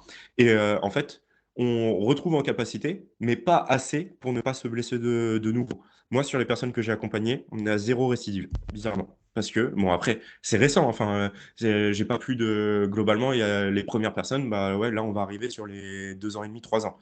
Mais ce qu'on voit, c'est qu'il y a quand même beaucoup de récidives précoces dès la reprise du sport. Et généralement, bah, ces récidives-là, c'est parce qu'il y a des manques dans le travail qui a été effectué. Ouais, puis bon, dans tous les cas, faut continuer le travail même après reprise. Faut toujours avoir des routines pour éviter de se reblesser. Et dans tous Mm. les cas, si quelqu'un se pète le ligament, faut aller. De toute façon, en général, c'est faire, mais il faut aller voir un professionnel de Ah bah clairement, santé. faut Ouais. consulter, faut se faire encadrer, faut se faire accompagner. C'est essentiel. Enfin, si t'as pas les compétences, et même quand tu as les compétences, bah faut quand même demander des avis extérieurs. Mais tu vois, je rebondis sur un point. C'est, tu vois, moi on m'a beaucoup dit, ouais, tu te fais pas opérer, tu auras de l'arthrose, tu auras des douleurs au genou plus tard, ou tu auras des choses comme ça. Tu vois, les dernières études, elles montrent pas de différence significative entre l'arthrose, en fait, que ce soit avec ou sans opération et voir les différences qu'il semble y avoir, c'est qu'on aurait plus d'arthrose avec opération que sans opération. Mais en fait, c'est normal dans la mesure où, généralement, les personnes qui se font pas opérer de manière globale, bah, en fait, c'est parce qu'elles arrêtent, complètement l'activité physique et du coup, il y a beaucoup moins de stimulus et les personnes qui seront opérées, il y a globalement une reprise quand même de l'activité. Enfin, elles ont plus tendance à reprendre quand même une activité sportive. Et ce qu'on voit, c'est qu'en fait, avec le temps, l'arthrose, ça va être de l'usure en fait des cartilages, etc. Et ça, on l'a de manière globale. Que tu sois blessé au genou, que tu sois pas blessé au genou, à partir du moment où tu vieillis, tu auras de l'arthrose plus ou moins précoce en fonction justement des stimulations que tu mets. Plus tu es, on va dire, sportif, plus tu auras de l'arthrose précoce. Mais l'arthrose n'est pas associée à la douleur. Et en plus de ça, c'est clairement, enfin, t'auras pas forcément. En fait, ces douleurs-là, justement, vu que c'est pas associé à la douleur, ça va dépendre toujours des capacités de tes tissus autour du genou. Et parce que ce qu'on voit, c'est que globalement, tu vas voir les 60, 70 ans, 80 ans. En fait, plus ou moins, ils ont tous mal au genou, sauf ceux qui ont certaines capacités au niveau des jambes, etc. Et que tu vois, tu me dis, faut entretenir un certain travail. Globalement, en fait, oui, on me dit, ouais, non, mais tu t'es fait les croisés, tu t'es pas fait opérer, tu vas devoir travailler toute ta vie. Oui, mais en fait, comme quelqu'un qui n'a pas eu de problématique autour du genou, tu devrais travailler tout au long de ta vie sur tes capacités si tu veux pas avoir des douleurs un jour. En fait, il n'y a pas de différence. C'est parce que oui, à partir du moment où tu ne fais plus rien, il y aura une dégénérescence de tes tissus et tu vas développer des douleurs au fur et à mesure. Voilà, pas de secret sur ça. Ouais, puis c'est un peu de manière générale, les bienfaits du sport, de l'activité, se mouvoir, tout ça sur la santé et sur rester en forme le plus longtemps possible, on va dire. Donc voilà, bon, très intéressant. Du coup, on est parti sur une petite discussion sur le LCA. C'est sympathique. Ouais, j'aime bien. Euh, est-ce que- ouais, écoute, c'est toujours bon d'avoir des apports là-dessus. Un mot de la fin, un conseil, des conseils généraux pour conclure le Euh, podcast. Comme on en a parlé un petit peu, on va dire que le mouvement, c'est la vie. Et peu importe ce qu'on a, etc., c'est essentiel de continuer à bouger, à se mouvoir, à avoir de l'activité physique. Pas forcément de l'activité sportive, si on a des grosses problématiques dans un premier temps, mais au moins continuer à bouger. Et à partir du moment où je continue à bouger, encore plus si je le fais de manière adaptée, en fait, je pourrai toujours faire des choses et je ne vais faire que, on va dire, améliorer ma situation par rapport à un instant T. Donc, voilà, clairement, faut bouger. Faut bouger, voilà, ça serait mon mot de la fin. Ok, et sur ce, je te remercie beaucoup pour ton temps, pour tous les petits conseils, les apports que tu as pu apporter. Et de manière générale, merci pour ton intervention sur le podcast. Merci pour l'honneur de m'avoir fait intervenir, c'était un plaisir. Plaisir partagé. Merci aux auditeurs qui ont écouté le podcast jusqu'à la fin. Vous pouvez du coup retrouver le podcast sur les réseaux. Vous pouvez retrouver aussi Tom, du coup notamment sur Instagram, sur d'autres réseaux aussi peut-être. Globalement, je suis surtout sur Instagram. Je partage un petit peu sur LinkedIn, un petit peu différemment. J'aborde pas forcément les mêmes sujets, etc. Mais globalement, Instagram et LinkedIn. Je suis sur TikTok aussi, mais j'y arrive pas sur ce réseau. En fait, enfin, j'ai du mal à publier régulièrement parce qu'en fait, je ne le regarde pas. Mais globalement, Instagram et LinkedIn. Ok, ça marche. Merci à tous et à la prochaine pour un nouvel épisode. Salut! J'espère que cet épisode vous a plu. Si c'est le cas, je vous invite à vous abonner, partager l'épisode et laisser une évaluation au podcast. N'hésitez pas à me faire des retours en commentaire pour faire évoluer le podcast. Vous pouvez retrouver le podcast ainsi que l'invité sur les réseaux avec les informations en description. Merci pour votre écoute et je vous dis à bientôt pour un nouvel épisode.